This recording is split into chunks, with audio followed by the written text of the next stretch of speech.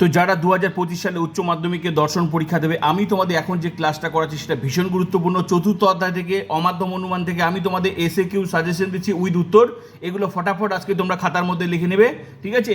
কারণ তোমরা জানো যে চতুর্থ অধ্যায় থেকে কিন্তু এসএ কিউ আসবে, আর হচ্ছে কি আসবে, নোটস আসবে, 8 মার্কের নোটস আর 8 মার্কের লজিক। তো এই অধ্যায় থেকে আমার কিন্তু লজিক কিন্তু কমপ্লিট হয়ে গেছে, লজিক ক্লাস কমপ্লিট হয়ে গেছে। এখন আমি আজকে তোমাদের এসএ কিউগুলো দিয়ে দিচ্ছি, এরপরে শুধু বাকি থাকবে এই অধ্যায় থেকে কিন্তু তোমাদের শুধু শুধু নোট। তাহলে কিন্তু চতুর্থ অধ্যায় অমাধ্যম অনুমান কিন্তু কমপ্লিট।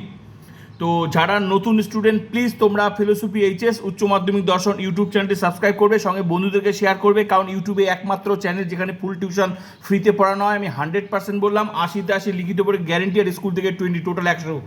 তো ক্লাসগুলো প্রোফাইলটা ভিজিট করে প্লে লিস্টে দেখে নেবে, আর প্লিজ শেয়ার করবে বন্ধুদেরকে। চলো ফটাফট ক্লাসটা করে নেওয়া যাক। তো দেখো, বিবর্তন, প্রথম প্রশ্ন, বিবর্তন কাকে বলে? অমাধ্যম অনুমান থেকে প্রথম প্রশ্ন, বিবর্তন কাকে বলে? উত্তর দেখে নাও। যে অমাধ্যম অনুমানে প্রদত্ত বচনের গুণের পরিবর্তন করে সেই বচনটির বিদেহর বিরুদ্ধ পদকে সিদ্ধান্তের বিদেহ রূপে গ্রহণ করা হয় তাকে বিবর্তন বা ব্যবর্তন বা প্রতিবর্তন বলে। নেক্সট প্রশ্ন, বিবর্তনের উদাহরণ দাও। বিবর্তনের উদাহরণ দাও। কোনো কোনো মানুষ হন দার্শনিক বিবর্তনীয়, কোনো কোনো মানুষ নন অদার্শনিক ও বচন বিবর্তিত।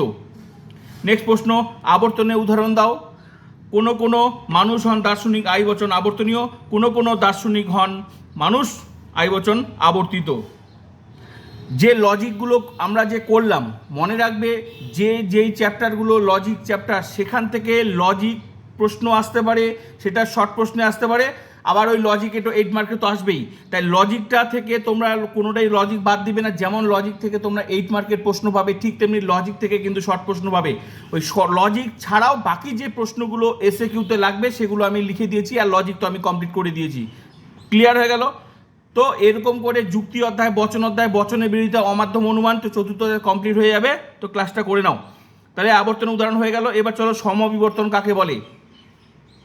সমবিবর্তন কাকে বলে? সমবিবর্তন হলো এক প্রকার পর্যায়ক্রমিক প্রক্রিয়া। বচন বিবর্তন, আবর্তন বিবর্তন প্রক্রিয়াটার নাম হচ্ছে সমবিবর্তন। আশা করি লজিক ক্লাসটা করতে গিয়ে তোমরা বুঝে গেছো। নেক্সট হচ্ছে সম আবর্তন কাকে বলে? সম আবর্তন হলো এক প্রকার এক পর্যায়ক্রমিক প্রক্রিয়া, এটাও একই। বচন আবর্তন বিবর্তন আবর্তন, এই যে সিস্টেমটাকে বলা হয় সম আবর্তন। ক্লিয়ার হয়ে গেল? এবার আর বাকি যে প্রশ্নগুলো লাগবে তোমরা দেখে নাও। বাকি যে প্রশ্নগুলো, আবর্তন কাকে বলে? আবর্তন কাকে বলে? উত্তর, আবর্তনীয় কাকে বলে? উত্তর, আবর্তনের ক্ষেত্রে হেতু বাক্যটিকে বলে আবর্তনীয়। 2 নাম্বার নেক্সট প্রশ্ন, বিবর্তনীয় কাকে বলে? বিবর্তনের ক্ষেত্রে হেতু বাক্যটিকে বলে বিবর্তনীয়। নেক্সট প্রশ্ন, আবর্তিত কাকে বলে? আবর্তনের ক্ষেত্রে সিদ্ধান্তটিকে আবর্তিত বলে। নেক্সট প্রশ্ন,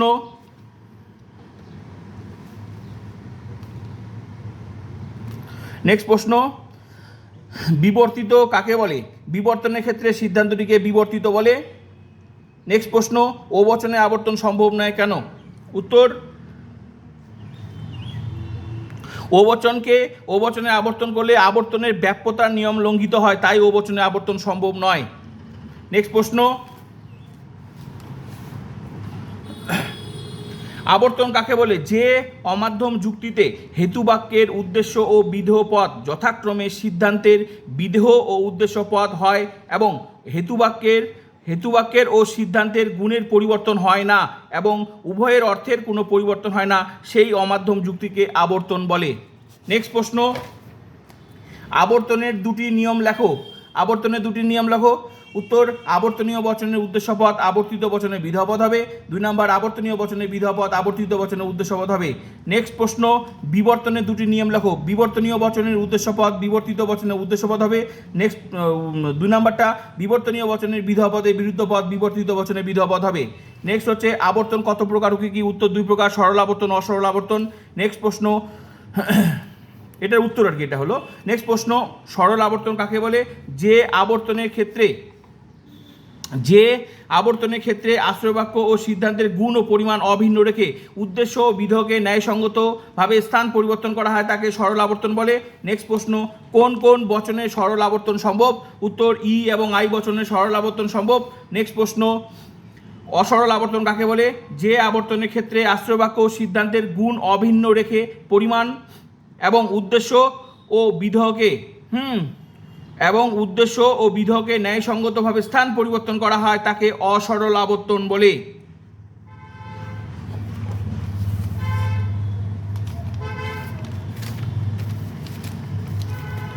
নেক্সট প্রশ্ন, কোন বচনের আবর্তন অসরল আবর্তন? উত্তর এ বচনের আবর্তন অসরল আবর্তন। নেক্সট প্রশ্ন, একটি সরল আবর্তনের উদাহরণ দাও। উত্তর কোনো মানুষ নয় দেবতা ই বচন, কোনো দেবতা নয় মানুষ ই বচন। এটা হচ্ছে সরল আবর্তনের উদাহরণ। নেক্সট প্রশ্ন, একটি অসরল আবর্তনের উদাহরণ দাও। সকল মানুষ হয় মননশীল এ বচন, অতএব কোনো কোনো মননশীল জীব হয় মানুষ আই বচন। নেক্সট প্রশ্ন, বস্তুগত বিবর্তনের কথা কে বলেন? যুক্তিবিজ্ঞানী বেইন। নেক্সট প্রশ্ন, বস্তুগত বিবর্তন কাকে বলে? উত্তর অর্থের পরিবর্তন না করে বাস্তব অভিজ্ঞতার উপর নির্ভর করে যে বিবর্তন করা হয় তাকে বস্তুগত বিবর্তন বলে। নেক্সট প্রশ্ন, বস্তুগত বিবর্তন একটি উদাহরণ দাও। যুদ্ধ হয় অমঙ্গলজনক এ বচন, অতএব শান্তি হয় মঙ্গলজনক এ বচন। নেক্সট প্রশ্ন, বস্তুগত বিবর্তনকে কি প্রকৃত বিবর্তন বলা যায়? উত্তর না। নেক্সট প্রশ্ন, বিরুদ্ধ পদ কাকে বলে? উত্তর কোনো পদের সকল বিপরীত পদের সমষ্টিকে বলে বিরুদ্ধ পদ, যেমন মানুষ পদে বিরুদ্ধ পদ অমানুষ। নেক্সট প্রশ্ন, বিবর্তন প্রক্রিয়ার ভিত্তি কি? উত্তর বিরোধবাদক নীতি এবং দ্বি নিষেধের নীতি। তোমাদের এই অমাধ্যম অনুমান থেকে কিন্তু তোমাদের কিন্তু এসএকিউ কমপ্লিট হয়ে গেল। এখান থেকে এসএকিউ কমপ্লিট, যেগুলো লজিক ছাড়া যেগুলো এসএকিউ এখান থেকে দরকার সেগুলো আমি লিখে দিলাম, এর বাইরে একটাও পড়ার দরকার নেই।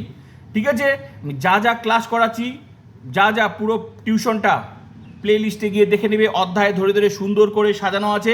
2025-এর ফুল টিউশনটা তোমরা প্রোফাইলটা ভিজিট করে প্লে লিস্টে গিয়ে পেয়ে যাবে। ঠিক আছে, আর নতুন হলে প্লিজ চ্যানেলটা সাবস্ক্রাইব করো। সাবস্ক্রাইব করো। প্রতিদিন ক্লাস চলবে। 2024-ও পড়িয়েছি, যা পড়িয়েছি তার বাইরে একটা প্রশ্ন আসেনি। ক্লাসগুলো তোমরা দেখলেই বুঝতে পারবে আমার 2024-এর টিউশন কিরকম ছিল। ঠিক আছে, মনে রাখবে ইউটিউবে একমাত্র চ্যানেল যেখানে ফুল টিউশন ফ্রিতে পড়ানো হয়। এই আমি যে এখন যে পড়াচ্ছি তোমাদের, এগুলো তোমাদেরকে টাকার বিনিময়ে নিতে হয় যেখানেই পড়ো না কেন, আর এগুলো সব কিছু আমি ফ্রিতে দিচ্ছি। তাই প্লিজ সমস্ত স্টুডেন্টদেরকে ক্লাস করার সুযোগ করে দাও। মূলত আমার এই চ্যানেলটা তাদের জন্য যারা ফিলোসফিতে ভালো রেজাল্ট করতে চায়, যারা টাকার অভাবে টিউশন নিতে পারে না বা টিউশনে গিয়েও কিছু বুঝতে পারে না, তাদের জন্যই আমার এই চ্যানেলটা। তো প্লিজ সাবস্ক্রাইব অ্যান্ড শেয়ার বন্ধুদেরকে, সেটা স্কুল গ্রুপ, টিউশন গ্রুপ হোক, আত্মীয় স্বজন হোক, যেখানে পড়ছে না কেন তাদেরকে শেয়ার করো অ্যান্ড সাবস্ক্রাইব করতে বলো। যত সাবস্ক্রাইব করো, যত ক্লাস করবে, আমার এনার্জিটা বাড়বে। তো প্লিজ শেয়ার করো আর ক্লাস করতে থাকো, কন্টিনিউ ক্লাস করতে থাকো।